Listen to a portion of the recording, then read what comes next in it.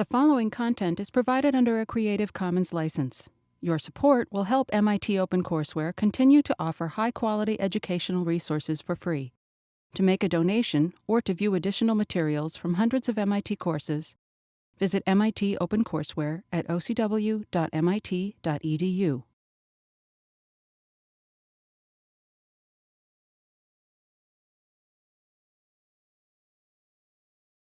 Hello, everybody. Before we start the material, a couple of announcements. As usual, there's some reading assignments, and you might be surprised to see something from Chapter 5 suddenly popping up. But this is my relentless attempt to introduce more Python. We'll see one new concept later today, list comprehension. Today, we're going to look at classification. And you remember on Monday, we looked at unsupervised learning. Today, we're looking at supervised learning. It can usually be divided into two categories.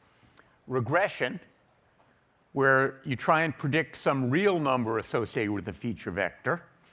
And this is something we've already done, really. Right? Back when we looked at curve fitting, linear regression in particular, it was exactly building a model that, given some features, would predict a point. In this case, it was pretty simple. It was given x, predict y. You can imagine generalizing that to multi-dimensions. Today, I'm going to talk about classification, which is very common, in many ways more common than regression in the machine learning world. And here, the goal is to predict a discrete value, often called a label, associated with some feature vector. So this is the sort of thing where you try and, for example, predict whether a person will have an adverse reaction to a drug. You're not looking for a real number. You're looking for, will they get sick, will they not get sick? Maybe you're trying to predict the grade in a course, A, B, C, D, and other grades we won't mention. Again, those are labels. So it doesn't have to be a binary label, but it's a finite number of labels. So here's an example to start with. We won't linger on it too long. This is basically something you saw in an earlier lecture where we had a bunch of animals and a bunch of properties and a label identifying whether or not they were a reptile.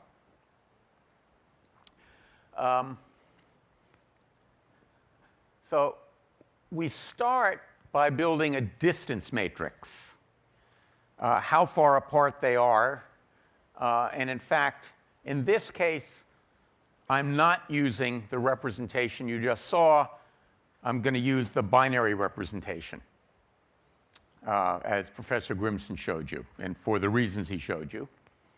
And if you're interested, I didn't produce this table by hand. I wrote some Python code to produce it, not only to compute the distances, but more delicately to produce the actual table. And you probably find it instructive at some point to at least remember that that code is there in case you need to ever produce a table for some paper. In general, you've probably noticed I spent relatively little time going over the actual vast amounts of codes we've been posting. That doesn't mean you shouldn't look at it. In part, a lot of it's there because I'm hoping at some point in the future it will be handy for you to have a model on how to do something. All right, so we have all these distances, and we can tell how far apart one animal is from another. Now, how do we use those to classify animals?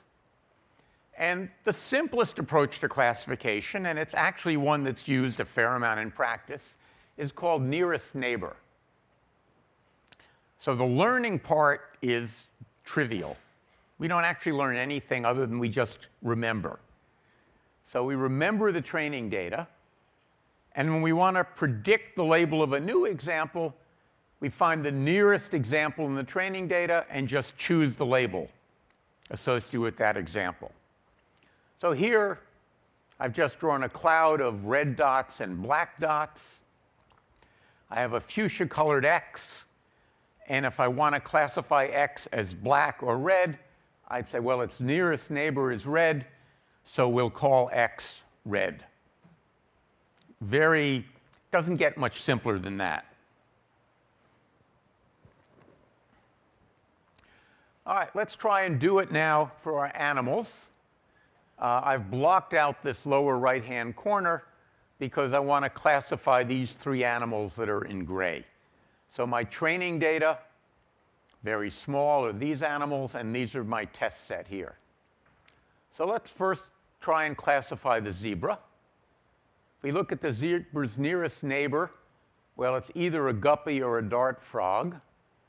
And, well, let's just choose one. Let's choose the guppy.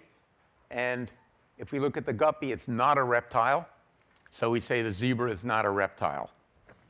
So got one right. Look at the python, choose its nearest neighbor, say it's a cobra. The label associated with cobra is reptile. So we win again on the python. Alligator, its nearest neighbor is clearly a chicken. And so we classify the alligator as not a reptile. Oh dear. Clearly the wrong answer. All right. What might have gone wrong? Well, the problem with k nearest neighbors, we can illustrate it by looking at this example. So one of the things people do with classifiers these days is handwriting recognition. So I just copied from a website a bunch of numbers. Then I wrote the number 40 in my own inimitable handwriting. So if we go and we look for, say, the nearest neighbor of 4, of whatever that digit is, it is, I believe, this one. And sure enough, that's the row of 4s. We're OK on this. Now, if we want to classify my 0, the actual nearest neighbor, in terms of the bitmaps, if you will, turns out to be this guy, a very poorly written 9. I didn't make up this 9. It was already there. And the problem we see here when we use nearest neighbor is if something is noisy, if you have one noisy piece of data, in this case, this rather ugly-looking version of 9, you can get the wrong answer because you match it. And indeed, in this case, you would get the wrong answer. What is usually done to avoid that is something called k-nearest neighbors. And the basic idea here is that we don't just take the nearest neighbors. We take some number of nearest neighbors, usually an odd number, and we just let them vote. So now, if we want to classify this fuchsia X, and we set k equal to 3, we say, well, these are its 3 nearest neighbors. 1 is red, 2 are black. So we're going to call X black, is our better guess. And maybe that actually is a better guess, because it looks like this red point here is really an outlier. Right? And we don't want to let the outliers dominate our classification. And this is why people almost always use k-nearest neighbors rather than just nearest neighbor. Now, if we look at this, and we use k-nearest neighbors, those are the 3 nearest to the first numeral, and they are all 4s. And if we look at the k-nearest neighbors for the second numeral, we still have this 9, but now we have 2 zeros. And so we vote, and we decide it's a 0. Is it infallible? No, but it's typically much more reliable than just nearest neighbors, hence used much more often. And that was our problem, by the way, with the alligator. The nearest neighbor was the chicken. But if we went back and looked at it, maybe we should go do that.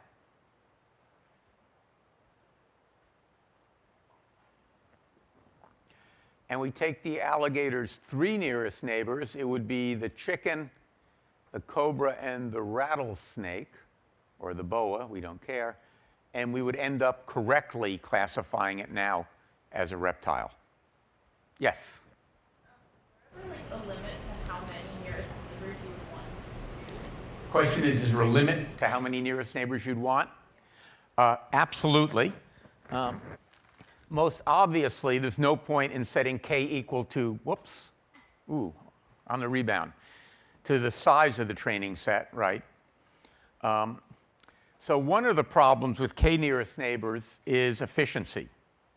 If you're trying to find k nearest neighbors and k is bigger, it takes longer. So we worry about how big k should be. And if we make it too big, and this is a crucial thing, we end up getting dominated by the size of the class. So let's look at this picture we had before. Happens to be more red dots than black dots. If I make k 10 or 15, I'm going to classify a lot of things as red, just because red is so much more prevalent than black. And so when you have an imbalance, which you usually do, you have to be very careful about k. Does that make sense? So how do you choose k? Remember back on Monday when we talked about choosing k for k-means clustering, we typically do a very similar kind of thing. We take our training data and we split it into 2 parts. So we have training and testing, but now we just take the training and we split that into training and testing multiple times. And we experiment with different k's and we see which k's gives us the best result on the training data, and then that becomes our k. Okay, and that's a very common method. It's called cross-validation, and it's for almost all of machine learning. The algorithms have parameters. In this case, it's just one parameter, k. And the way we typically choose the parameter values is by searching through the space using this cross-validation in the training data. Does that make sense to everybody? Great question. And there was someone else had a question, but maybe it was the same. Do you still have a question? Well, just if you were using like k nearest, then you get like, if my k is 3 and I get 3 different clusters for the k nearest. 3 different clusters? Yeah, got a 3-way tie. Well, right. So if k is 3 and I had red, black, and purple, and I get one of each, then what do I do? And then I'm kind of stuck. So you need to typically choose k in such a way that when you vote, you get a winner. Right? So if there's 2, any odd number will do. If it's 3, well, then you need another number so that there's always a majority. Right? You want to make sure that there is a winner. Also a good question.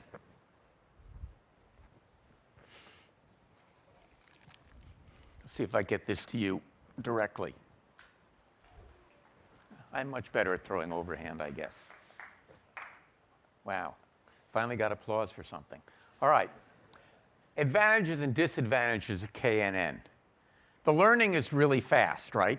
I just remember everything. No math is required. Didn't have to show you any theory. It was obviously an idea. It's easy to explain the method to somebody and the results. Why did I label it black? Because that's who it was closest to. The disadvantages is it's memory intensive. If I've got 1 million examples, I have to store them all. And the predictions can take a long time. If I have an example and I want to find its k nearest neighbors, I'm doing a lot of comparisons. Right? If I have 1 million training points, I have to compare my example to all 1 million. So I have no real pre-processing overhead, but each time I need to do a classification, it takes a long time. Now, there are better algorithms than brute force that give you approximate k nearest neighbors. But on the whole, it's still not fast. And we're not getting any information about what process might have generated the data, right? We don't have a model of the data in the way we say when we did our linear regression for curve fitting, we had a model for the data that sort of described a pattern. We don't get that out of k-nearest neighbors. I'm going to show you a different approach where we do get that, and I'm going to do it on a more interesting example than reptiles. I apologize to those of you who are reptilologists. So you probably all heard of the Titanic. There was a movie about it, I'm told. It was one of the great sea disasters of all time, a so-called unsinkable ship. They had advertised it as unsinkable, hit an iceberg and went down. Of the 1,300 passengers, 812 died. The crew did way worse. So at least it looks as if the crew was actually pretty heroic, right? They had a higher death rate. So we're going to use machine learning to see if we can predict which passengers survived. There's an online database I'm using. It doesn't have all 1,300 passengers, but it has information about 1,046 of them. Some of them that couldn't get the information. It says what cabin class they were in, first, second, or third, how old they were, and their gender. Also has their name and their home address and things, which I'm not using. All right, so we want to use these features to see if we can predict which passengers were going to survive the disaster. Well, the first question is something that Professor Grimson alluded to, is it okay just to look at accuracy? How are we going to evaluate our machine learning? And it's not. If we just predict died for everybody, well, then we'll be 62% accurate for the passengers and 76% accurate for the crew members. Usually machine learning, if you're 76%, you say, that's not bad. Well, here I can get that just by predicting died. So whenever you have a class imbalance that much more of one than of the other, accuracy isn't a particularly meaningful measure. I discovered this early on in my work in medical area. There are a lot of diseases that rarely occur. They occur in, say, 0.1% of the population. And I can build a great model for predicting it by just saying, nope, you don't have it, which will be 0.999% accurate, but totally useless, right? Unfortunately, you do see people doing that sort of thing in the literature. All right, so you saw these in an earlier lecture. Just to remind you, we're going to be looking at other metrics. Sensitivity, think of that as how good is it at identifying the positive cases. In this case, positive is going to be dead. How specific is it? And the positive predictive value. If we say somebody died, what's the probability that they really did? And then there's the negative predictive value. If we say they didn't die, what's the probability they didn't die? So these are four very common metrics. There is something called an F-score that combines them, but I'm not going to be showing you that today. I will mention that in the literature, people often use the word recall to mean sensitivity, or sensitivity to mean recall, and specificity and precision are used pretty much interchangeably. So you might see various combinations of these words. Typically, people talk about recall and precision, or sensitivity and specificity. All right? Does that make sense why we want to look at the measures other than accuracy? We will look at accuracy too. And how they all tell us kind of different things, and how you might choose a different balance. So, for example, if I'm running a screening test, say for breast cancer, a mammogram, and trying to find the people who should get on for a more extensive examination, what do I want to emphasize here? Which of these is likely to be the most important? or what's likely to you? What would you care about most? Well, maybe I want sensitivity. Since I'm going to send this person on for future tests, I really don't want to miss somebody who has cancer. And so I might think sensitivity is more important than specificity in that particular case. On the other hand, if I'm deciding who is so sick I should do open heart surgery on them, maybe I want to be pretty specific because the risks of the surgery itself are very high. I don't want to do it on people who don't need it. And so we end up having to choose a balance between these things depending upon our application. The other thing I want to talk about before actually building a classifier is how we test our classifier. Because this is very important. I'm going to talk about two different methods: leave one out testing and repeated random subsampling. For leave one out is typically used when you have a small number of examples. And so you want as much training data as possible as you build your model. And so you take all of your n examples, remove one of them, train on n minus 1, test on the 1. Then you put that one back and remove another one. Train on n minus 1, test on 1. And you do this for each element of the data, and then you average your results. Repeated random subsampling is done when you have a larger set of data, and there you might say split your data 80-20. Take 80% of the data to train on, test it on 20. So this is very similar to what I talked about earlier in the answer to the question about how do you choose K, right?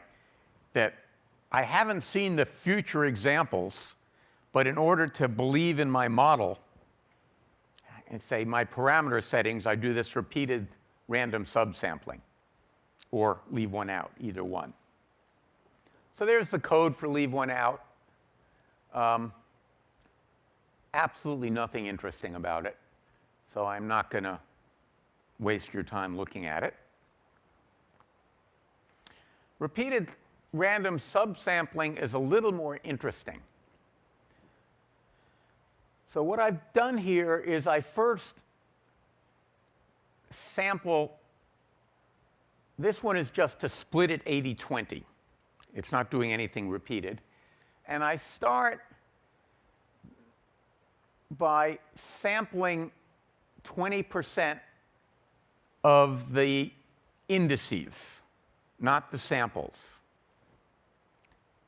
And I want to do that at random. I don't want to, say, get consecutive ones. So we do that. And then once I've got the indices, I just go through and assign each example to either test or training, and then return the two sets.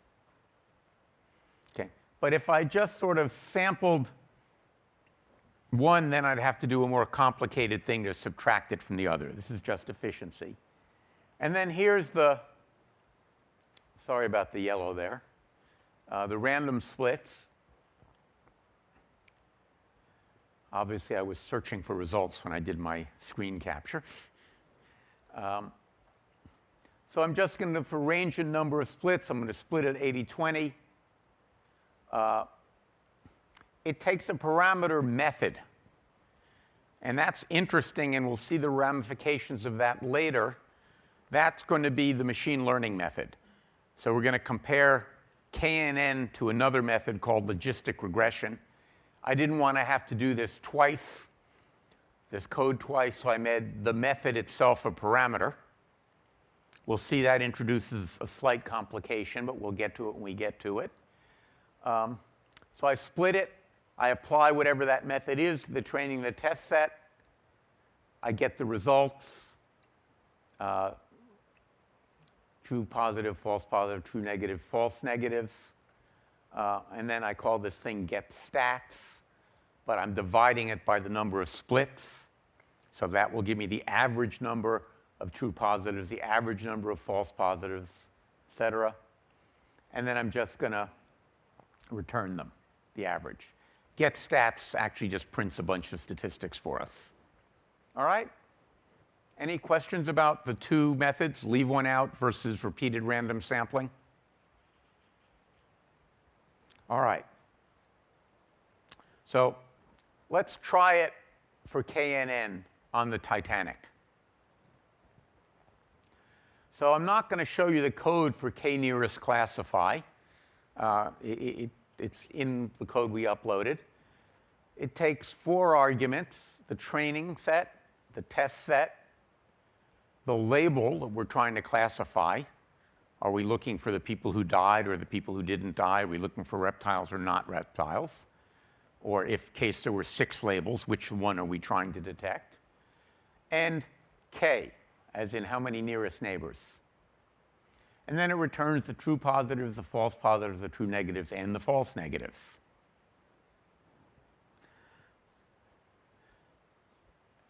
Then you'll recall we'd already looked at lambda in a different context. The issue here is k-nearest classify takes 4 arguments. Yet if we go back here, for example, to random splits, what we're seeing is I'm calling the method with only 2 arguments. Because after all, if I'm not doing k-nearest neighbors, maybe I don't need to pass in k, right? I'm sure I don't. So different methods will take different numbers of parameters. And yet I want to use the same function here, method. And so the trick I use to get around that, and this is a very common programming trick. In math, it's called currying, after the mathematician curry, not the Indian dish, is I'm creating a function, a new function called KNN. This will be a function of 2 arguments, the training set and the test set, and it will be k-nearest classifier with training set and test set as variables and 2 constants, survived, so I'm going to predict who survived, and 3, the k. All right? So I've been able to turn a function of 4 arguments, k-nearest classify, into a function of 2 arguments, knn, by using lambda abstraction. This is something that people do fairly frequently because it lets you build much more general programs when you don't have to worry about the number of arguments. So it's a good trick to keep in your bag of tricks. Again, it's a trick we've used before. Then I've just chosen 10 for the number of splits, and we'll try it. And we'll try it for both methods of testing. All right, any questions before I run this code?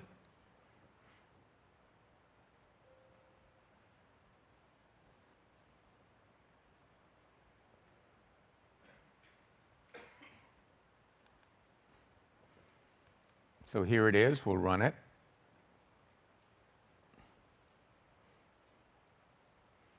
Well, I should learn how to spell finished, shouldn't I? But that's OK.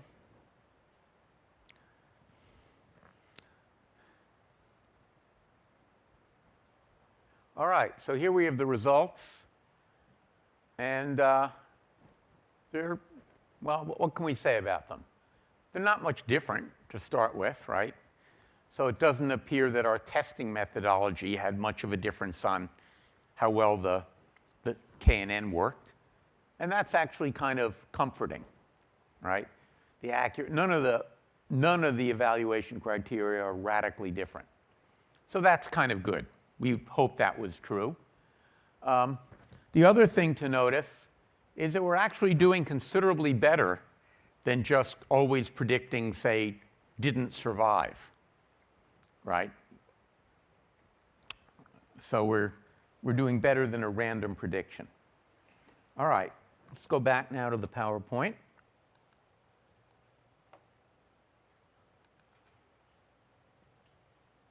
Here are the results. We don't need to study them anymore.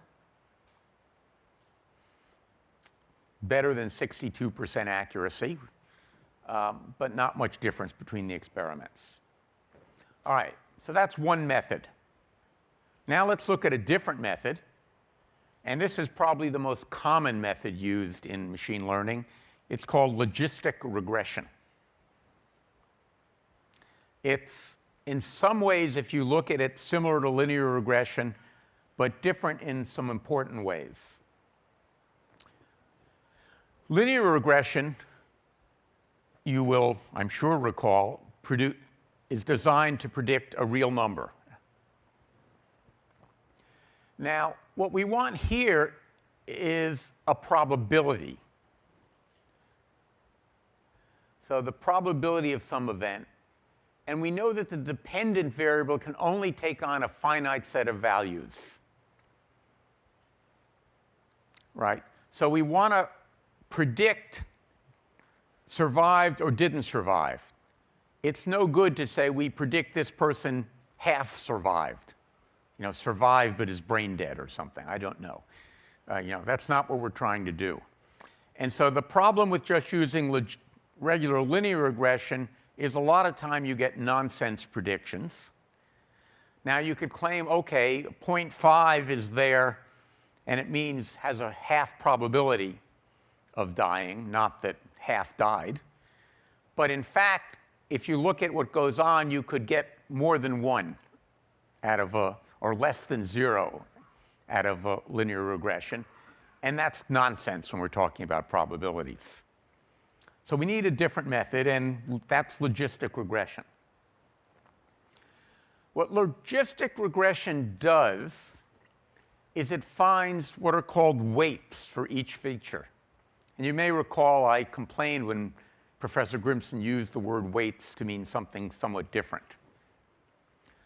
So we take each feature, for example, the gender, the cabin class, the age, and compute for that a weight that we're going to use in making predictions. So think of the weights as corresponding to the coefficients we get when we do a linear regression. So we have now a coefficient associated with each variable. And we're going to take those coefficients, add them up, and multiply them by something and make a prediction. A positive weight implies, and I'll come back to this later, it almost implies that the variable is positively correlated with the outcome. So we would, for example, say the have scales is positively correlated with being a reptile. A negative weight implies that the variable is negatively correlated with the outcome. So number of legs might have a negative weight. The more legs an animal has, the less likely it is to be a reptile. It's not absolute, right? It's just a correlation. And the absolute magnitude is related to the strength of the correlation. So if it's big positive, it means it's a really strong indicator. If it's big negative, it's a really strong negative indicator. And then we use an optimization process to compute these weights from the training data. It's a little bit complex. Its key is the way it uses the log function, hence the name logistic. But I'm not going to make you look at it. But I will show you how to use it. So you start by importing something called sklearn.linearModel. sklearn is a Python library. And in that is a class called logistic regression. It's the name of a class. And here are 3 methods of that class. Fit, which takes a sequence of feature vectors and a sequence of labels and returns an object of type logistic regression. So this is the place where the optimization is done. Now, all of the examples I'm going to show you, these two sequences will be, well, all right. So think of this as a sequence of feature vectors, one per passenger, and the labels associated with those. So this and this have to be the same length. All right? So that produces an object of this type. And then I can ask for the coefficients, which will return the weight of each variable, each feature. And then I can make a prediction. Given a feature vector, return the probabilities of different labels. All right, let's look at it as an example. So first, let's build the model. So the build the model will take the examples, the training data, and I just said whether we're going to print something. You'll notice from this slide I've elided the printed stuff. We'll come back in a later slide and look at what's in there. But for now, I want to focus on actually building the model. So I need to create two vectors, two lists in this case, the feature vectors and the labels. So for E in examples, feature vectors.append e.get features, e.get label. All right, couldn't be much simpler than that. And then, just because it wouldn't fit on a line of my slide, I've created this identifier called logistic regression, which is sklearn.linearmodel.logistic regression. So this is the thing I imported, and this is a class. And now I'll get a model by first creating an instance of the class logistic regression. Here I'm getting an instance, and then I'll call .fit with that instance, passing it feature vecs and labels. I now have built a logistic regression model, which is simply a set of weights for each of the variables. This makes sense? Now we're going to apply the model. And I think this is the last piece of Python I'm going to introduce this semester, in case you're tired of learning about Python. And this is list comprehension. And this is how I'm going to build my set of test feature vectors. So before we go and look at the code, let's look at how list comprehension works. So in its simplest form, it says some expression for some identifier in some list, L. It creates a new list by evaluating this expression, len L times, with the ID in the expression replaced by each element of the list L. So let's look at a simple example. So here I'm saying L equals x times x for x in range 10. So what's that going to do? It's going to essentially create a list. Think of it as a list, or at least a sequence of values, a range type actually in Python 3, of values 0 to 9. It will then create a list of length 10, where the first element is going to be 0 times 0, the second element 1 times 1, etc. OK? So it's a simple way for me to create a list that looks like that. I can be fancier and say for x times L equals x times x for x in range 10, and then I add an if x mod 2 is equal to 0. So now, instead of returning building a list using each value in range 10, it will use only those values that satisfy that test. So we can go look at what happens when we run that code.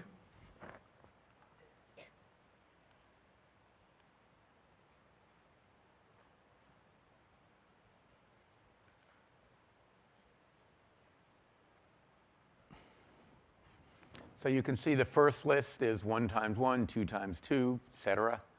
And the second list is much shorter because I'm only squaring the even numbers.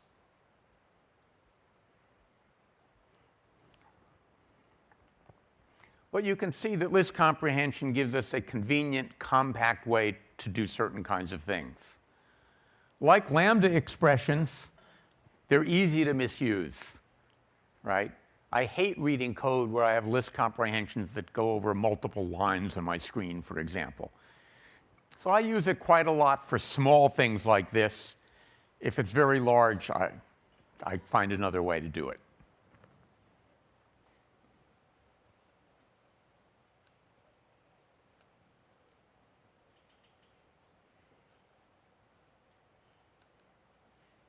All right. So now we can move forward.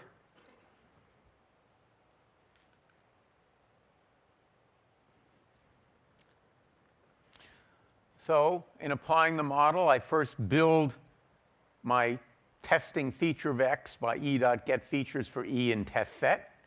So that will give me the features associated with each element in the test set. I could obviously have written a for loop to do the same thing, but this was just a little cooler. Then I'm going to get model.predict for each of these. So model.predict prob A is nice in that I don't have to predict it for one example at a time. I can pass it a set of examples, and what I get back is a list of predictions. So that's just convenient. And then setting these to 0, and for I in range len of probs, here a probability of 0.5. And what that's saying is what I get out of the logistic regression is a probability of something having a label. I then have to build a classifier, give a threshold. And here what I've said, if the probability of it being true is over 0.5, call it true. So if the probability of survival is over 0.5, call it survived. If it's below, call it not survived. We'll later see that, again, setting that probability is itself an interesting thing. But the default in most systems is half, for obvious reasons. OK, so I get my probabilities for each feature vector. And then for I in range lens of probabilities, I'm just testing whether the predicted label is the same as the actual label, and updating true positives, false positives, true negatives, and false negatives accordingly. OK? So far, so good? All right, let's put it all together. So I'm defining something called LR for logistic regression. It takes the training data, the test data, the probability. It builds a model. And then it gets the results by calling apply model with the label survived and whatever this prob was. And again, we'll do it for both leave one out and random splits, and again for 10 random splits.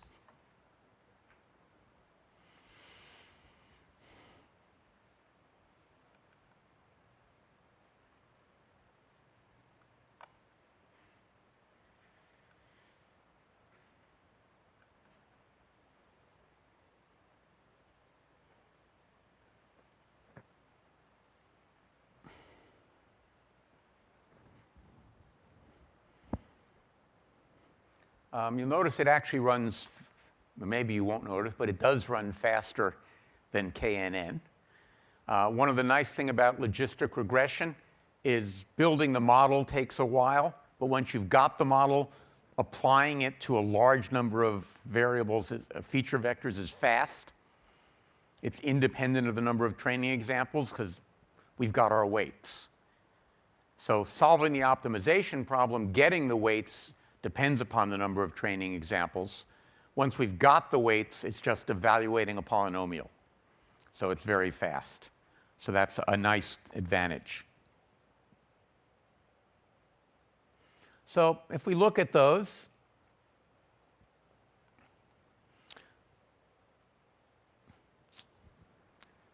and we should probably compare them to our earlier K and N results. So K and N on the left, logistic regression on the right.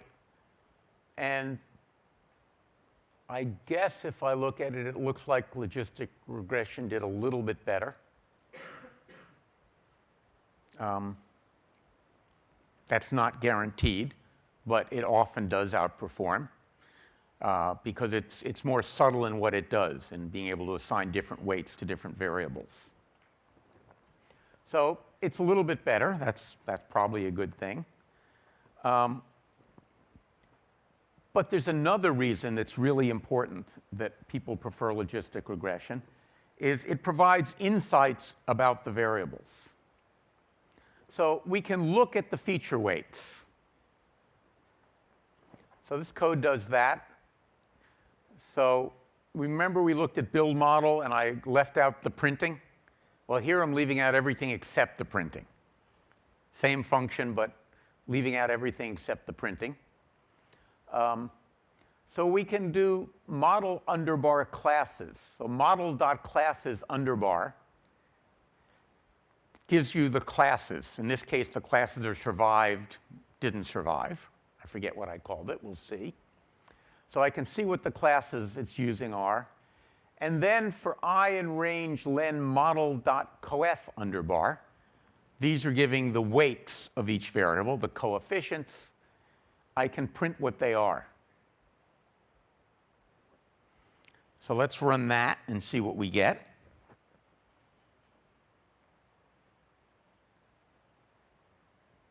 We get a syntax error because I turned a comment into a line of code.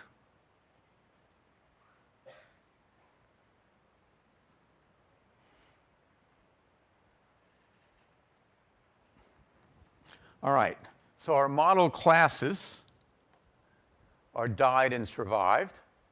And for labels survived, what I've done, by the way, in the representation is I represented the cabin class as a binary variable. It's either 0 or 1, because it doesn't make sense to treat them as if they were really numbers, right? Because we don't know, for example, the difference between first and second is the same as the difference between second and third. If we treated the class, we just said cabin class and used an integer, implicitly the learning algorithm is going to assume that the difference between 1 and 2 is the same as between 2 and 3. If you, for example, look at the prices of these cabins, you'll see that that's not true, right?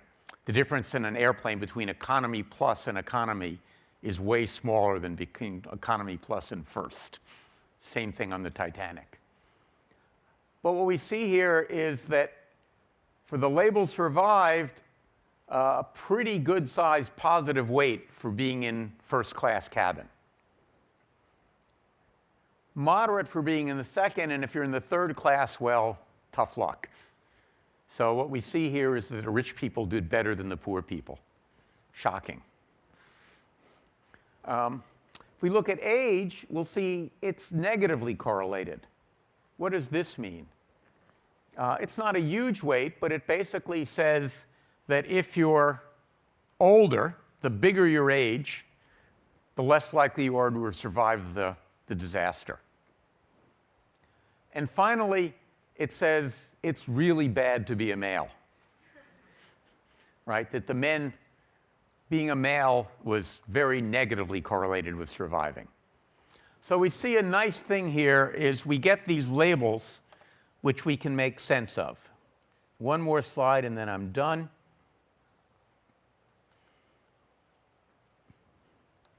These values are slightly different because different randomization, different example.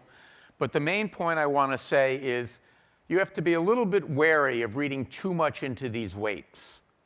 Because not in this example, but in other examples, well, also in this, features are often correlated.